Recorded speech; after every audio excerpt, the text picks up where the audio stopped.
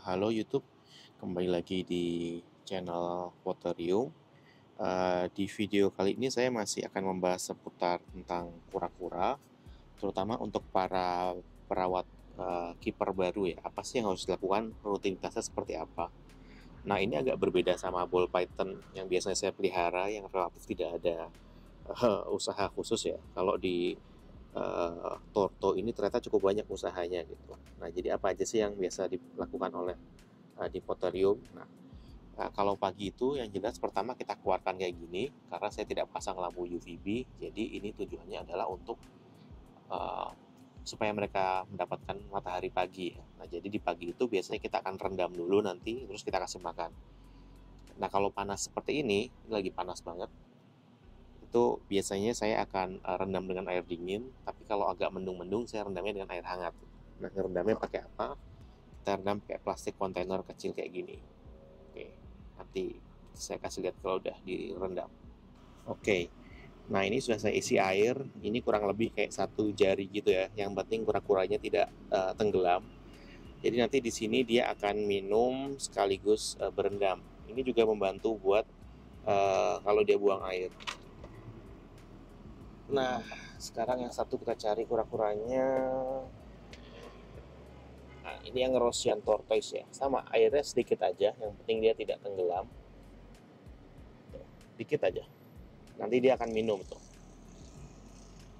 Nah, ini biasanya saya rendam sekitar 15-20 gitu lah. Nah, sambil mereka direndam sih biasanya saya nyiapkan ininya nih, pakannya. Jadi ini kita ambil, kita bersihin sambil kita potong sayur yang baru. Oke, jadi untuk makanannya itu kita pakai sayur ya. Biasanya saya pakai ini pokcoy. Ada beberapa sayur yang bisa dikasih, ada yang enggak. Nanti saya kasih linknya di bawah deh untuk artikel komplitnya ya. Nah, kalau untuk kura-kura yang gede biasanya ini dimakan nih. Cuma karena ini masih kecil, mereka biasanya nggak terlalu mau makan. Mereka cuma suka daunnya. Nah, untuk si kura-kura yang Rosyan tortoise itu kita kasih dia cuma daun aja ya. Paling ini ada tambahan si daun apa nih namanya kembang sepatu nanti buat tambahan dia, karena dia nggak terlalu mau makan yang aneh-aneh dan secara diet juga dia itu aja makannya. Nah, tapi kalau untuk yang red food kita tambah buah-buahan karena dia spesies forest yang memang bisa makan buah-buahan juga gitu di habitat aslinya. Di makanannya kita taruh di wadah kecil kayak gini. Terus tadi daunnya kita tambahin daunnya kayak gitu. Satunya juga buat yang red food. Ini biasanya kalau nggak habis sekali makan di pagi hari itu nanti akan dimakan di siang atau sampai sore gitu. Tapi biasanya sore udah kering, ntar tambah daun lagi kalau butuh.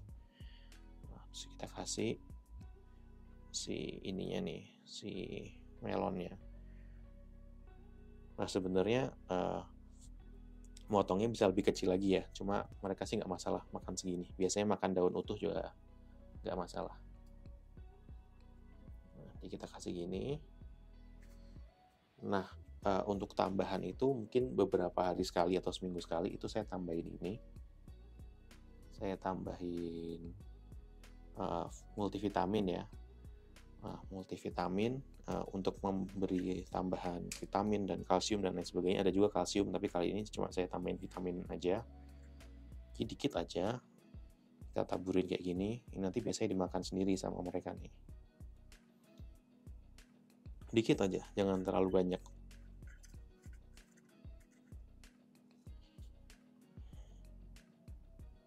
Oke. Kalau udah kayak gini, tinggal kita bawa ke kura-kuranya. Nah, setelah beberapa menit, biasanya udah nggak betah nih. Lihat, si red foodnya udah pengen keluar. Jadi makanan mulai kita taruh aja di situ. Nah, sementara si Rosyannya lebih anteng. Tapi kalau teman-teman lihat nih di sini, nah dia udah pup nih. Nah, itu sih yang kita cari dengan dibantu direndam itu supaya dia pupnya lancar, karena kadang-kadang pupnya suka nggak lancar atau suka dehidrasi karena kurang air.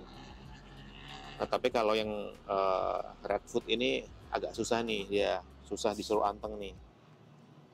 Dia sukanya udah pengen makan aja dia. Oke, nah ini kita angkat. Nah, biasanya yang Russian sih belum mau makan ya pagi-pagi ya. Dia maunya makan agak siang biasanya. Cuma nggak apa-apa lah, kita keluarin aja. Terus airnya bisa kita siram tuh ke kembang sepatu di sana. Nah,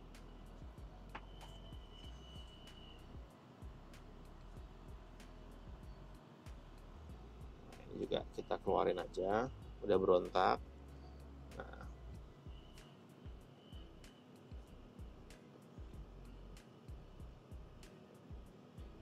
sekarang tinggal kita lihat deh mereka makan.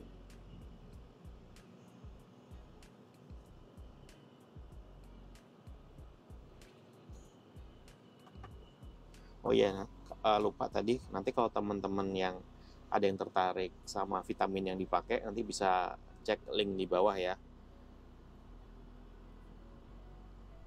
Nah, jadi biasanya sih mereka makan lancar ya, nggak diawasin. Kayaknya diawasin agak malu-malu dikit. Tuh lagi makan. Jadi tadi vitamin yang di dusting di atas sayur, nanti itu akan kemakan tuh dikit-dikit sama mereka.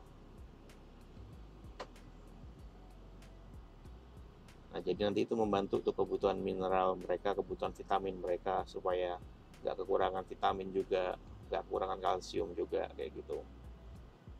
Nah, ini nanti sih saya biarin biasanya. Jadi kayak kalau udah dijemur kayak gini, sekalian mereka berjemur, sekalian makan, itu bisa kita biarin aja selama mungkin beberapa menit. Saya sih biasanya tinggal sekitar sejam, 45 menitan lah, kecuali kalau terik banget ya.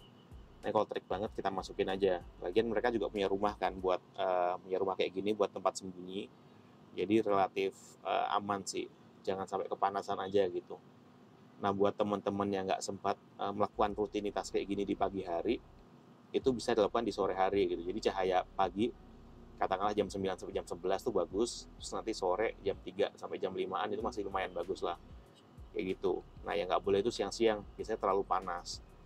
Biasanya nanti mereka bisa dehidrasi dan lain sebagainya. Jadi itu sih mungkin yang banyak hal yang saya, terutama yang biasanya melihara ular atau ball python, itu jadi banyak nih belajar hal baru dan juga punya rutinitas baru. Kalau ular kan relatif nggak usah ngapa-ngapain ya, paling seminggu sekali dibersihin, dikasih makan gitu. Nah, kalau kura-kura kita butuh treatment dia hampir setiap hari supaya sehat dan gak gampang mati gitu. Karena kan biasanya orang-orang baru suka tanya, baby torto aman diadop di umur berapa sih gitu, karena kayak beli seminggu mati, 2 minggu mati gitu.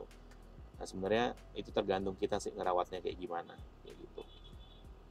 Jadi mungkin untuk video perawatan torto kali ini cukup segini dulu biar nggak kepanjangan. Nah, nanti teman-teman yang ada pertanyaan atau ada trik perawatan yang berbeda, silakan tanya silakan tanya atau komentar di bawah ya, nanti kita bisa diskusi bareng-bareng. Oke, terima kasih. Sampai ketemu di video-video Poterium selanjutnya.